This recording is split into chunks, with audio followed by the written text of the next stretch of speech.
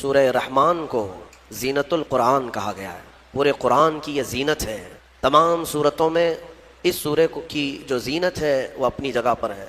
इसमें अल्लाह अज़्ज़ व जल ने अपने बंदों से मुखातिब बार बार इरशाद फरमाया, फ़बी अय्यि आलाइ रब्बिकुमा तुकज़्ज़िबान।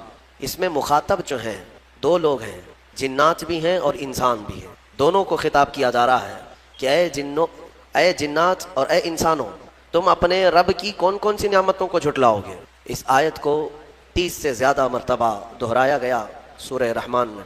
मेरे अजीज़ों, मेरे आका सल्लल्लाहु तआला अलैहि वसल्लम इरशाद फरमाते हैं अपने सहाबा से कि मैंने ये सूरह जिन्नात के सामने तिलावत की तो वो सुन करके तुमसे बेहतर जवाब देते थे, यानी रो पड़ते थे और हर आयत पर यह कहते कि ऐ अल्लाह, हम तेरी किसी नियामत को नहीं झुटलाते, नाशुक्री नहीं करते। मेरे अजीज़ों, अल्लाह तबारक व तआला अपने बंदों से जो सबसे ज़्यादा पसंद फरमाता है जो चीज़, वो शुक्र है। और शैतान अगर सबसे ज़्यादा किसी चीज़ से तुम्हें दूर करता है तो अल्लाह के शुक्र से ही, क्योंकि उसने चैलेंज किया है अल्लाह ताला की बारगाह में। आयत का हिस्सा मैं आपके सामने अर्ज़ करता हूँ। अल्लाह तबारक व तआला से उसने कहा, लअक़उदन्न लहुम सिरातकल मुस्तक़ीम सुम्मा लआतियन्नहुम मिन बैनि अयदीहिम व मिन खल्फिहिम व अन अयमानिहिम व अन शमाइलिहिम व ला तजिदु अक्सरहुम शाकिरीन। अल्लाह ताला से चैलेंज करते हुए कहता है शैतान के मौला, तेरे रास्ते पर मैं बैठ जाऊंगा, सीधे रास्ते पर। जो भी उस पर चलेगा सीधे रास्ते पर, मैं कभी उसके दाएं जानिब से, कभी बाएं, कभी सामने से, कभी पीछे से आकर उसे ऐसा वरगलाऊंगा कि ए रब, तू अपने बंदों में शुक्र करने वाले नहीं पाएगा। शैतान भी किस चीज़ की वो कर रहा है चैलेंज में, शुक्र करने वाले नहीं पाएगा मौला तू। और अल्लाह ने कुरान में फरमाया, वह कलीलुम मिन इबादिय शकूर, मेरे बंदों में शुक्र करने वाले बहुत कम हैं, बहुत कम है। अब जब रहमान फरमा रहा है तो फिर ये जो इंसानों की तादाद है, क्वांटिटी है, इसमें अगर परसेंटेज निकाला जाए तो वो उंगलियों में गिने जाते हैं जो शुक्र करने वाले लोग। शुक्र इसकी अल्लाह तबारक व तआला ने फरमाया, तुम अगर शुक्र करोगे, लइन शकरतुम लअज़ीदन्नकुम, मैं ज्यादा दूंगा, वलइन कफरतुम इन अज़ाबी लशदीद, और अगर तुम नाशुक्री करते हो मेरी नियामतों की तो फिर समझ लो कि मेरा अजाब बहुत ही सख्त है। अल्लाह अज़्ज़ व जल इस चीज़ को सख्त नापसंद करता है कि उसकी नियामतों का कोई नाशुक्री करे। इसीलिए मेरे अजीज़ों, अल्लाह के हबीब सल्लल्लाहु तआला अलैहि वसल्लम जब दुआ करते थे तो यूं ही अर्ज़ करते थे कि मौला, तू अपने शुक्रगुजार बंदों में मेरा शुमार फरमा। समझ रहे हैं आप, सब्र आसान है और शुक्र मुश्किल है, सूफिया ने फरमाया। हालांकि शुक्र में क्या करना क्या है, सब्र देखा जाए तो कठिन होता है, बर्दाश्त करना होता है। मुसीबत आई, खामोश रहना है। किसी चीज़ की कमी हो गई, खामोश रहना है, यही तो सब्र है। गुनाह की ख्वाहिश हुई लेकिन नहीं किया, यही सब्र है।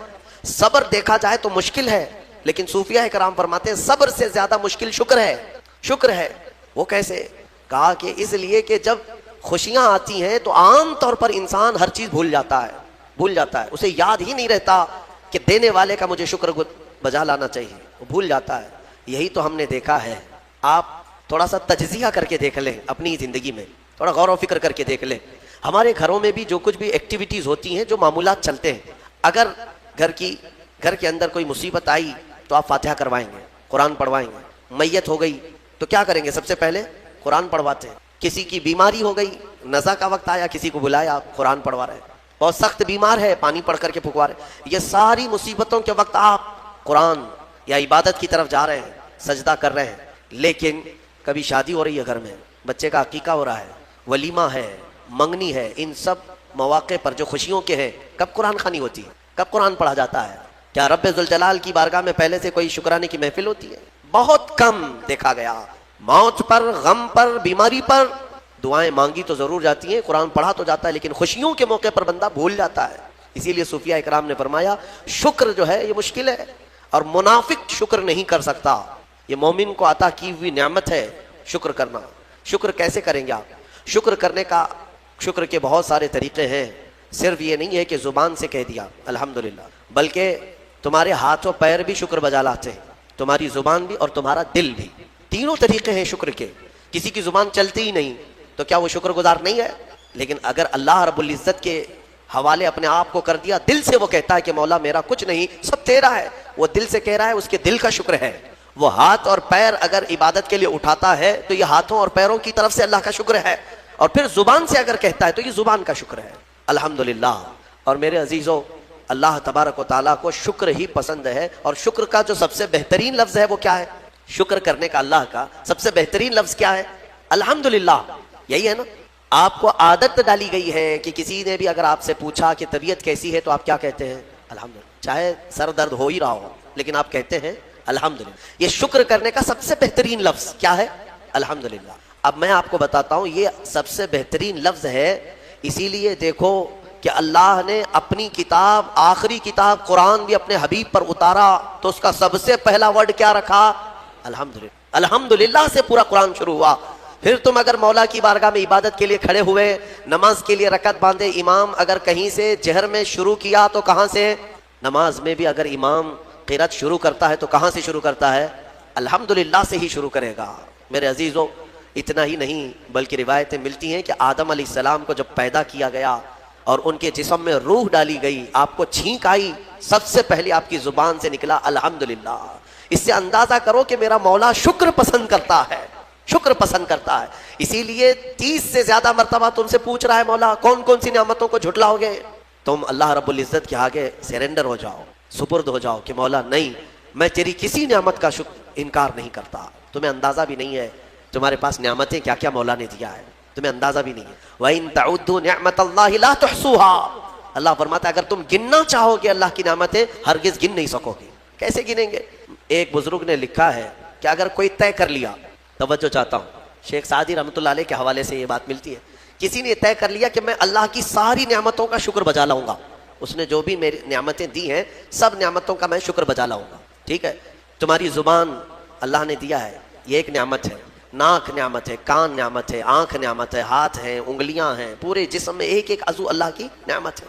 फिर प्लस उसके अलावा जीने के लिए जो यहाँ पर घर दिया ये नेमत है, ज़मीन पर चलने की ताकत दी ये नेमत है, और सोने के लिए हमें बिस्तर दिया, पहनने के लिए कपड़े दिया ये नेमत है, रिश्तेदार दिया ये नेमत है, औलाद दिया ये नेमत है, माँ बाप दिया ये नेमत है, अच्छे दोस्त दिया ये नेमत है, इस्लाम दिया ये नेमत है, ईमान पर रखा ये नेमत है, अपने आखिरी नबी की उम्मत में पैदा किए ये नेमत है। ये हजारों नेमतें हैं। लेकिन अगर तुम चलो तय कर लेते हो कि मैं अल्लाह की सारी नेमतों का एक एक बात दीगरे शुक्र बजा लाऊंगा, अल्लाह तूने मुझे जुबान दी अल्हम्दुलिल्लाह, तूने मुझे नाक दी अल्हम्दुलिल्लाह, सब नेमतों का शुक्र करने का अगर किसी ने इरादा कर लिया तो शेख सादी फरमाते हैं तो पहले वो बैठ जाए, उसको अल्लाह ने जो सांसें दी है ना ये सबसे बड़ी नेमत है। एक सांस अंदर जाती है ये नेमत, सांस बाहर निकलती है ये नेमत। अगर तुमने सांस ले लिया निकली नहीं बाहर तो खत्म हो गई तुम्हारी जिंदगी, और सांस निकली अंदर ले नहीं पा रहे हो यहां पर भी जिंदगी खत्म। सांस लेना एक नेमत, सांस बाहर छोड़ना ये एक नेमत, शेख सादी फरमाते हैं। और हर सांस नहीं होती है, पुरानी सांस नहीं आएगी, फिर हर सांस नहीं है, तो हर सांस के बदले ही तुम अगर अल्हम्दुलिल्लाह कहते रह जाओगे तो जिंदगी गुजर जाएगी सांसों के शुक्र पर, बाकी नेमतें वैसी ही रह जाएगी। सिर्फ सांसों के शुक्र पर तो जिंदगी गुजर जाएगी। मेरे अजीजों, अंदाजा भी नहीं कर सकते कि अल्लाह ने कौन कौन सी नेमतों से नवाजा है। तुम्हें पता है, मैं एक मरतबा इस चीज़ को भी पढ़ा था कि अगर तुम्हें सांस खरीद करके लेना पड़ जाए, हॉस्पिटल में जाकर के देखो ऑक्सीजन का एक सिलेंडर जो कभी मरीजों को लगाया जाता है कितनी कीमत का होता है, दिन भर में वो कितने सिलेंडर सांस खींचता है। इस एतबार से अगर तुम्हारी ज़िंदगी 60 साल की हुई और 60 साल तुम्हें ऑक्सीजन खरीद करके लेना पड़ा तो तकरीबन इसकी कीमत जो है कई 100 करोड़ में चली जाती है। एक अंदाजे के मुताबिक 50 से 60 करोड़ का ऑक्सीजन तुम्हें लग जाता है। तो या क्या ये हर आदमी कैपेबल है अपनी सांसों को पैसे से खरीद सकेगा? और रब्बुल जलाल ने तुम्हारे लिए इतनी आसानियां की हैं कि सांस ऐसा नहीं है कि फलां शहर में मिलती है जाकर के लाएं और फिर खींचें, तुम जहां हो तुम्हारी नाक के करीब हवाएं किया है। उस रब्बे कदीर ने इतनी बड़ी नेमतों से तुम्हें नवाजा, तुम्हें अंदाजा भी नहीं है। और इसीलिए रब ताला फरमाता है फबी अय्यि आलाइ रब्बिकुमा तुकज़्ज़िबान, तुम मेरी कौन कौन सी नेमतों को झुटलाओगे। हातिम असम एक बुजुर्ग है, हजरत हातिम खलीफा हारून रशीद के ज़माने के। खलीफा हारून रशीद के ज़माने में बादशाह ने एक मरतबा उनको तलब किया और पूछा कि कुछ नसीहत कीजिए आप मुझे। वो अक्सर बड़े बड़े उलमा को दरबार में बुलाता और नसीहत हासिल करता। हजरत हातिम असम रदी अल्लाह तआला अन्हु ने बादशाह से एक सवाल किया कि हारून, अगर तुम्हारे साथ ऐसा हो जाए जिंदगी में और प्यास की शिद्दत ऐसी है कि तुम बिलक रहे हो, अगर तुमको कोई एक गिलास पानी देना चाहे और वो पैसों में देना चाहे और उस आदमी के अलावा किसी के पास पानी नहीं है, तुम ऐसी जगह पर पहुंच गए हो जंगल में या सहरा में, तो तुम उसको कितने पैसे देकर खरीद सकते हो? एक गिलास पानी वो बहुत बड़ी कीमत लगा रहा है, तुमको अगर बहुत शिद्दत की ज़रूरत है तो तुम कितना माल दे करके खरीदोगे? खलीफा हारून रशीद ने कहा मैं अपनी आधी सल्तनत भी देने को तैयार हो जाऊंगा एक गिलास पानी, क्योंकि ज़रूरत है इंसान की। जान बचाना है। तो हातिम असम ने कहा ठीक है, तुम्हें पानी तो मिल गया, कभी ऐसा हुआ तुम्हारी जिंदगी में तुमने पानी तो पी लिया, पेट भरकर पी लिया, पेट भर करके, लेकिन पानी अब निकलता नहीं है, बाहर नहीं निकलता पानी, कोई सूरत ही नहीं है कि तुम्हारा पानी बाहर आए, पेशाब बंद हो चुका है। कोई एक हकीम ऐसा है जो तुमसे ये कहे कि मैं तेरे पेट का पानी बाहर निकाल दूंगा, तो तू उसे कितनी कीमत देगा? हारून रशीद ने कहा उसको भी मैं अपनी आधी सल्तनत दे दूंगा, मेरा पानी निकाल दे। तो हजरत हातिम असम ने फरमाया हारून, तेरी पूरी सल्तनत की कीमत एक गिलास पानी के बराबर है। अगर न मिले तो आधी सल्तनत, और मिल जाए निकालने के लिए आधी सल्तनत, तो सोच वो रब्बुल जलाल बगैर किसी कीमत के रोज तुझे पिलाता भी है और रोज तेरे से निकालता भी है। कितनी बड़ी नेमत है तेरे लिए। मेरे अजीजों, मैं आपको एक चीज बताता हूँ, मेरे आका सल्लल्लाहु ताला अलैहि वसल्लम ने अपनी उम्मत को सबसे ज्यादा अगर दुआएं सिखाई हैं तो वो शुक्र की दुआएं, शुक्र की दुआएं तलाश कर लेना। ये मेरे मुताले के एतबार से मैं आपको बता रहा हूँ। आप रोजमर्रा की जिंदगी में, रोजमर्रा की जिंदगी में जो चीज भी करते हैं उसमें अल्लाह का शुक्र है। मेरे आका ने सिखाया, आप खाना खाने के लिए बैठ रहे हैं, बिस्मिल्लाह पढ़ करके शुरू किए, खाना खत्म होने के बाद मेरे आका ने सिखाया है अल्हम्दुलिल्लाहिल्लज़ी अतअमना व सकाना व कफाना व जअलना मिनल मुस्लिमीन। क्या है? तमाम तारीफें उस अल्लाह के लिए, शुक्र है उस मौला का जिसने हमें खिलाया पिलाया और हमें हिदायत दिया और मुसलमान बनाया। खाने के बाद भी मेरे आका ने यही सिखाया, खाने के बाद तुम्हें करना क्या है, यही है। अच्छा, और नींद लग रही है, सोने के वक्त कहा बिस्मिल्लाह पढ़ करके सो जाओ, लेकिन सो करके उठते हो अगर नींद खुलती है तो मेरे आका फरमाते हैं ये पढ़ो अल्हम्दुलिल्लाहिल्लज़ी अहयाना बादमा अमातना। अल्हम्द से ही शुरू है, तमाम तारीफें उस अल्लाह के लिए जिसने एक मौत के बाद मुझे दोबारा उठाया है। हाँ, आप क्या समझते हैं? नींद जो है मौत की बहन है। अगर कोई सोया मौला चाहे तो उसकी आखिरी नींद हो सकती है। बहुत सारे ऐसे हैं जो सोए और फिर उठ ही नहीं सके। नींद की हालत ऐसी होती है कि वो आधी मौत के बराबर है, उसको खबर नहीं होती, उसी में वो चला भी जा सकता है। और फिर जब तुम्हें बेदार करता है मौला तो ये नेमत है, बहुत बड़ी नेमत है कि तुम्हें मौत के मुंह में ले जाकर वापस ले आया। जब भी तुम उठते हो मेरे आका ने फरमाया शुक्र बजा लाओ। शुक्र है उस अल्लाह का, तमाम तारीफें उस अल्लाह की। बादमा अमातना अहयाना बादमा अमातना, हमें मौत देने के बाद दोबारा उठाया है, उस अल्लाह का शुक्र है। सो के उठो तो अल्हम्दुलिल्लाह। इतना ही नहीं मेरे अजीजों, मेरे आका सल्लल्लाहु ताला अलैहि वसल्लम फरमाते कपड़ा अगर पहन लिया तो भी पढ़ो अल्हम्दुलिल्लाहिल्लज़ी कसानी हादा। तमाम तारीफें उस अल्लाह के लिए जिसने मुझे ये जोड़ा पहनाया। हाँ, वरना अगर मौला ताला ना चाहे तो किसी जिस्म पर कपड़ा भी नहीं आएगा। वो रोज तुम्हें पहनाता है, तुम्हारे सतर को छुपाता है। इतना ही नहीं, मैं आपको बताऊं, इस्तिंजा के लिए भी जाते हो, पेशाब के लिए फरमाया गया कि बिस्मिल्लाह पढ़ करके तो जाना है और अल्लाह की पनाह मांग करके जाओ, बिस्मिल्लाह अल्लाहुम्मा इन्नी अऊज़ु बिका मिनल खुबुसी वल खबाइस। लेकिन जब तुम इस्तिंजा करके बाहर आते हो तो हुजूर ने फरमाया फिर ये कहो अल्हम्दुलिल्लाहिल्लज़ी अज़हब अन्निल आज़ा व आफ़ानी। वहां भी शुक्र है। किस बात का शुक्र है? तमाम तारीफें उस अल्लाह की, उसका शुक्र है जिसने अजियत देने वाली, तकलीफ देने वाली चीज को मेरे जिस्म से दूर किया। तुम्हें अंदाजा है जहर है ये जो अंदर इस्तिंजा जमा हो जाए तो आसानी से आज पेशाब कर लेते हो, आसानी से आज तुम हाजत कर लेते हो, पखाना हो जाता है, तो इसको यूं मत समझ लेना कि तुम्हारा कमाल है। ये रब ताला की हजार नेमतों में से एक नेमत है। अगर पेशाब तुम्हारा रुक गया, किडनी काम करना छोड़ देती है, आज जाओ हॉस्पिटलों में देखो, डायलिसिस की मशीनों पर कितने मरीज सोए हुए हैं। तुम्हें पता है पेशाब अगर नहीं निकलता तो आज के ज़माने में नया एक इलाज है। डॉक्टर्स क्या करते हैं कि पानी जो है ये पेशाब पूरा खून में मिल जाता है और जहर बनता है जिस्म में। अगर एक दिन पेशाब नहीं हुआ तो पानी तुम्हारा जिस्म में भर जाएगा। इसी को क्रेटिनिन का लेवल बढ़ना कहते हैं।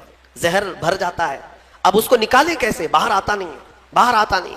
डॉक्टर उसके लिए डायलिसिस की मशीन बन, उसको लिटाते हैं, क्या करते हैं, बड़ी मोटी मोटी 2 सुइयां यहाँ हलक में डालते हैं गर्दन के पास, या फिर हाथ से एक पाइप जिस्म का पूरा खून निकालता है और मशीन में डालता है, और मशीन फिल्टर करती है, दूसरे पाइप से फिल्टर किया हुआ खून अंदर जाता है, और जो पानी है वो मशीन निकाल निकाल करके बाहर एक डब्बे में फेंकती रहती है। मेरे अजीजों, मैंने अपनी आंखों से देखा है, एक बार डायलिसिस करने के लिए 4 घंटे लगते हैं, 4 घंटे लगते हैं। और कई मरीज ऐसे हैं जिनको हफ्ते में 3-3 मरतबा ये करना पड़ता है, और डॉक्टर उनको 1 बोतल पानी देता है, लिमिटेड पानी पीना, पूरे 2 दिन में 1 लीटर से ज्यादा पानी मत पियो। अल्लाह, चाह करके वो पानी नहीं पी पाते, चम्मच से पानी पीते हैं, ढक्कन से पानी पीते हैं कि ज्यादा हो गया तो जिस्म में निकलने की जगह नहीं है। खैर, ये तो डॉक्टर्स ने पेशाब निकालने के तरीके तो अपना लिए मेरे अजीजों, लेकिन अगर पखाना नहीं निकला तो अब तक उसके इलाज भी नहीं मिलते। खा लिया आपने, अगर ये गलाजत नहीं निकल पाई तुम्हारे अंदर तो पूरे जिस्म में ये जहर बन करके फैल जाएगा, मौत का सबब बन जाता है। जब हम बैतुल खला में जाते हैं और पेशाब पाखाना करके निकलते हैं तो तुम्हें क्या लगता है मेरे अजीजों, ये अल्लाह की हजारा नेमतों में से एक नेमत है कि अजियत देने वाली चीज को उसने हमारे जिस्म से हटाया है। इसीलिए मौला फरमाता है फबी अय्यि आलाइ रब्बिकुमा तुकज़्ज़िबान, तुम मेरी कौन कौन सी नेमतों को झुटलाओगे। अच्छा, ये तो निकलने वाली बात मैंने किया ना, निकलने वाली बात। लेकिन तुम्हें पता है, तुम्हें अगर खाने के लिए भूख ना लगे तो कुछ नहीं कर सकोगे। खाने की ख्वाहिश होना ये अल्लाह की नेमत है, भूख लगना ये अल्लाह की नेमत है। अच्छा, ये भी मैं आपको बता दूं, भूख लगती ही नहीं है किसी को तो ये मुसीबत है, खा ही नहीं सकता, बगैर भूख के वो अंदर ले भी नहीं सकता लुकमा। ये रब तबारक व तआला की तरफ से निजाम रखा गया है, वो भूख लगती है वो खाता है।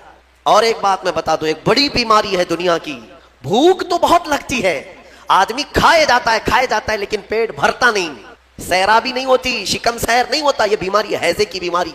इस बीमारी में हज्जाज बिन यूसुफ मर गया। हाँ, बड़ा गवर्नर था, जानते हैं, भूख इतनी लगती थी उसको कि एक मर्तबा एक गाय पूरी ज़बह करके भून करके उसको खिलाई गई, पेट नहीं भरा, ख्वाहिश अभी भी बाकी है, भूख अभी भी है, और कुछ खिला दो और कुछ खिला दो। उसको फिर अंडे खिलाए गए, मुर्गियां खिलाई गई, इतना खिलाया गया कि पेट फट गया, पेट फट गया और जहरीला हो गया। आपको क्या मैं बताऊं, पेट 4 लुकमे खाने के बाद, किसी को 10 लुकमे खाने के बाद ऐसा लगता है ना पेट भर गया, अल्हम्दुलिल्लाह पेट भर गया। ये जो शिकम सहर आपको लगता है ये अल्लाह की नेमत है। कुछ लोगों को ये बीमारी है कि तुम उनको 4 किलो भी अंदर कुछ डाल दो तो यहाँ की जो चाहत है वो नहीं जाएगी, हाँ, ख्वाहिश नहीं खत्म होगी। इसी तरह प्यास लगना अल्लाह की नेमत है और प्यास का बुझ जाना ये भी नेमत है। सकरात के वक्त में फरमाया गया करे एक नदी पानी भी उसको पिलाया जाए तो ये हलक नहीं सूखेगा, प्यास बाकी रहेगी, और पानी और पानी और पानी। तुम अंदाजा कर सकते हो, एक गिलास पानी पीने के बाद अगर ठंडक लगी, हाँ पेट भर गया, प्यास बुझ गई, नेमत है अल्लाह की ये। और एक बीमारी ये है कि उसके अंदर एक बाल्टी पानी भी डाल दिया जाए तो हलक नहीं सूखता, प्यास बुझती नहीं है, फिर जुबान चिपकने लगती है, हलक सूखने लगता है, ये बीमारी है। मेरे अजीजों, मैं तो सिर्फ तुम्हारे जिस्म की नेमतें गिना रहा हूँ, तुम्हें अंदाजा भी नहीं है। अभी चंद दिनों कबल मैंने अपने बच्चों के सामने भी एक बात अर्ज किया था। मैं 1-2 साल कबल शायद एक मुताले में था, किसी चीज़ की स्टडी में, एक नई चीज़ मेरे मुताले पे आई थी। एक साहब कई दिनों से वो बीमार रहते थे, उनको होता क्या था, चलते थे तो अचानक टेढ़े हो जाए और ऐसा लगे कि दीवार गिर रही है, रोड पे चले तो ऐसा लगे कि ये गाड़ी मेरे ऊपर गिरेगी। हाँ, ये एक बीमारी है। आप वो ज़मीन पर खड़े होते हैं, 2 पैरों से खड़े होते हैं ना, बैलेंस कैसे रहता है तुम्हारा, ये चाहे मोटे हो तगड़े हो लेकिन सीधे तो खड़े रहते हो। और चलते हो तो क्या एक तरफ झुक झुक के चलते हो, कभी इधर कभी उधर नहीं, हवाएं चाहे जितनी भी आए आप सीधे चलते हैं। ये कौन है जो तुम्हारे बैलेंस को मेंटेन किया हुआ है? सिर्फ 2 टांगों पर तुम्हारे पूरे वजन को किसने कायम रखा है? अगर तजुर्बा करना है तो मिट्टी का एक पुतला इस तरह से चला करके दिखाओ, 2 टांगों पर चला करके दिखाओ, बैलेंस कौन रखेगा? अरे पुतले भी अगर बना करके खड़ा करते हैं कहीं स्टेचू तो उन्हें गाड़ देते हैं, खड़ा नहीं कर पाएंगे। इतना तुम्हारी ही वजन के बाद 80 किलो का एक पुतला बनाओ मिट्टी का और उसको सिर्फ पैरों पे खड़ा करके दिखाओ, नहीं खड़ा होगा, हवा आएगी गिर जाएगा। तुम्हें हवा क्यों नहीं गिराती? कौन है जो तुम्हें बरकरार रखा हुआ है? आपको मैं बताऊं तो हैरत होगी आप कि कौन सी चीज मेंटेन करती है, पता है आपको? कौन सी चीज तुम्हारे जिस्म के अंदर? न तुम्हारे हाथ न तुम्हारे पैर। अल्लाह अकबर, अल्लाह की नियामतों पर कुर्बान जाओ। एक साहब, उन्होंने मुझसे मुलाकात की थी और अपनी बीमारी ये बताई थी कि ऐसा लगता है, तावीज़ भी कराए, दुआ भी कराए, वजीफे भी करवाए, बहुत सारी। एक माहिर दानिश्वर थे, उन्होंने मुझसे ये कहा कि मौलाना मसला ये है कि हमारे दोनों कानों के बीच में एक छोटा सा पारा, एक कतरा होता है पारे का, लिक्विड पारा देखें आप, बीपी चेक करने के वक्त जो चढ़ता उतरता है मशीनों पे, उस तरह का एक हल्का सा एक लिक्विड कतरा हमारे दोनों कानों के बराबर बीचों बीच होता है। और वो कतरा है जो पूरे बैलेंस को मेंटेन करता है। वो एक कतरा है, अगर उस कतरे के अंदर जरा बराबर भी इधर उधर हुआ, वो एक तरफ हो गया तो आदमी यूं चलने लग जाएगा, अगर वो इस तरफ हो गया कतरा तो फिर आदमी उस तरफ झुक जाएगा। और ये जल्दी होता नहीं है, वो इतना मजबूती के साथ पूरे इंसानों के जिस्मों को संभाले रखता है। मेरे अजीजों, फिर मैं ये पूछता हूँ, फबी अय्यि आलाइ रब्बिकुमा तुकज़्ज़िबान, तुम अपने रब की कौन कौन सी नेमतों को झुटलाओ?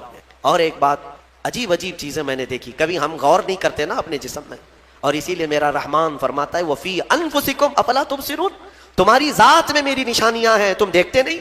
अल्लाह पूछ रहा है, तुम्हारी अपनी ज़ात में मेरी निशानियां हैं। महबूब इलाही निज़ामुद्दीन औलिया रहमतुल्लाहि तआला अलैह ने फरमाया, अल्लाह तबारक व तआला तक अगर पहुंचना चाहे बंदा तो सिर्फ उसकी नसें जो है ना, उसकी रगें, यही काफ़ी हैं उसके लिए। हाँ मेरे अजीज़ों, आज भी डॉक्टर्स ये कहते हैं कि तुम्हारे जिस्म के अंदर की नसें अगर खोल करके फैला दी जाएं तो 10,000 किलोमीटर तक फैल जाएंगे, यानी तकरीबन एक दुनिया घूमने के बराबर। इतनी नसें तुम्हारे जिस्म के अंदर हैं कि अगर उनको खोल करके फैला दिया जाए तो इतनी लंबी। कौन है जो ये सारा मेंटेन किया हुआ है? और हर नस में वो खून को दौड़ाता है और फिर वापस पहुंचाता है दिल तक। एक चीज मैं जो कह रहा था वो ये है, अजीब सी चीज है। एक साहब ने फरमाया कि एक बीमारी है कि ये एक साहब हैं कि उनकी आंखों की पलक बंद ही नहीं होती। उस पर तहकीक की गई। मेरे अजीजों, कितनी छोटी चीज लगती है। आप पलकें झपकाते हैं ना, आपके इख्तियार में नहीं, और बहुत हल्की सी है, यूं किया बंद हुई, यूं किया खोल दिया, आंखें बंद हो रही खुल रही है। आपको पता है इसके अंदर क्या चीज है? कहा कि एक बहुत हल्का स्प्रिंग है इन पलकों के भी ऊपर। बाकी सब जगह इस तरह अपने आप नहीं होते हैं कि खुद से जो है बंद हो रही हो खुल रही हो। कान क्या इस तरह करता है हमारा?